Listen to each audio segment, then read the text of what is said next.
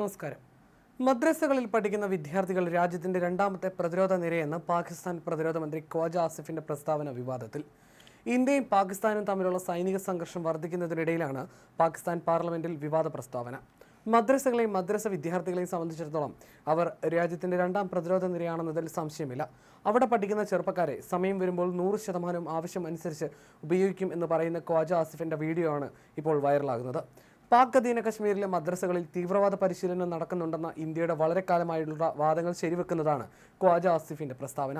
തങ്ങളുടെ രണ്ടാം പ്രതിരോധ നിര മദ്രസ വിദ്യാർത്ഥികളാണെന്ന പ്രയോഗത്തിലൂടെ ഖ്വാജ ആസിഫ് സ്ഥിരീകരിച്ചിരിക്കുകയാണെന്ന് ഇന്ത്യയിലെ സമൂഹമാധ്യമ ഉപയോക്താക്കൾ കുറിച്ചു. ഏപ്രിൽ മാസത്തിന്റെ തുടക്കത്തിൽ ഒരു ടെലിവിഷൻ അഭിമുഖത്തിൽ പാകിസ്ഥാൻ തീവ്രവാദികൾക്ക് അഭയം നൽകുന്നുണ്ടെന്ന് ഖ്വാജ ആസിഫ് സമ്മതിച്ചിരുന്നു. ഭീകര സംഘടനകളെ പിന്തുണയ്ക്കുകയും പരിശീലിപ്പിക്കുകയും ധനസഹായം നൽകുകയും ചെയ്യുന്നതിന്റെ ദീർഘകാല ചരിത്രം പാകിസ്ഥാൻ ഉണ്ടെന്നും അത് US, ബ്രിട്ടീഷ് രഹസ്യാന്വേഷണ ഏജൻസികൾക്ക് വേണ്ടി കൂടിയാണെന്നും അദ്ദേഹം പറഞ്ഞതും വലിയ വിവാദമായിരുന്നു. അതേ കഴിഞ്ഞ 3 പതിറ്റാണ്ടുകളായി അമേരിക്കയ്ക്കും ബ്രിട്ടൻ ഉൾപ്പെടെയുള്ള പടിഞ്ഞാറൻ രാജ്യങ്ങൾക്ക് വേണ്ടി ഞങ്ങൾ ഈ വൃത്തികെട്ട ജോലി ചെയ്തു വരികയായിരുന്നു എന്നാണ് ഖ്വാജ ആസിഫ് അന്ന് പറഞ്ഞത്. ഈ ആഴ്ച ആദ്യം CNN അഭിമുഖത്തിൽ ഇന്ത്യൻ പോർ വിമാനങ്ങൾ വെടിവെച്ചിട്ടെന്ന അവകാശവാദങ്ങൾ ഉന്നയിച്ചെങ്കിലും ഖ്വാജ ആസിഫിന് കൃത്യമായ തെളിവുകൾ നൽകാൻ കഴിഞ്ഞില്ല.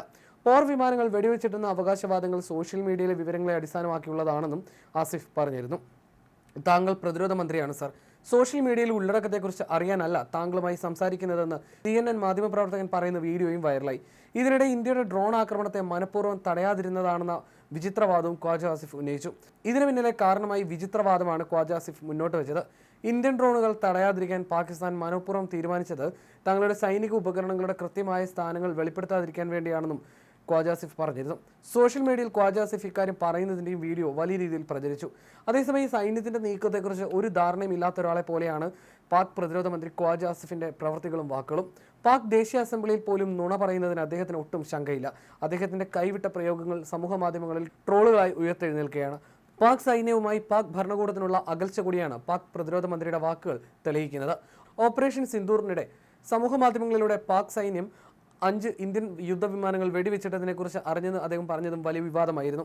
ഇന്ത്യയുടെ ഡ്രോണുകൾ പാകിസ്ഥാന്റെ വ്യോമ പ്രതിരോധ യൂണിറ്റുകളുടെ സ്ഥാനങ്ങൾ കണ്ടെത്താൻ എത്തിയെന്നും എന്നാൽ ആ സ്ഥാനങ്ങൾ വെളിപ്പെടുത്താൻ പാക് സൈന്യം ആഗ്രഹിക്കാത്തതിനാൽ അവയെ വെടിവെച്ചിട്ടില്ലെന്നും പാക് ദേശീയ അസംബ്ലിയെ അഭിസംബോധന ചെയ്തുകൊണ്ട് ഖ്വാജ ആസിഫ് അർദ്ധശങ്കയില്ലാതെ പറഞ്ഞു. അദ്ദേഹത്തിന്റെ ഇത്തരം അബദ്ധജടിലമായ പ്രസ്താവനകൾ പാകിസ്ഥാനെ അന്താരാഷ്ട്ര രാജ്യങ്ങൾക്ക് മുന്നിൽ അപഹാസ്യരാക്കാനേ ഉപകരിച്ചുള്ളൂ.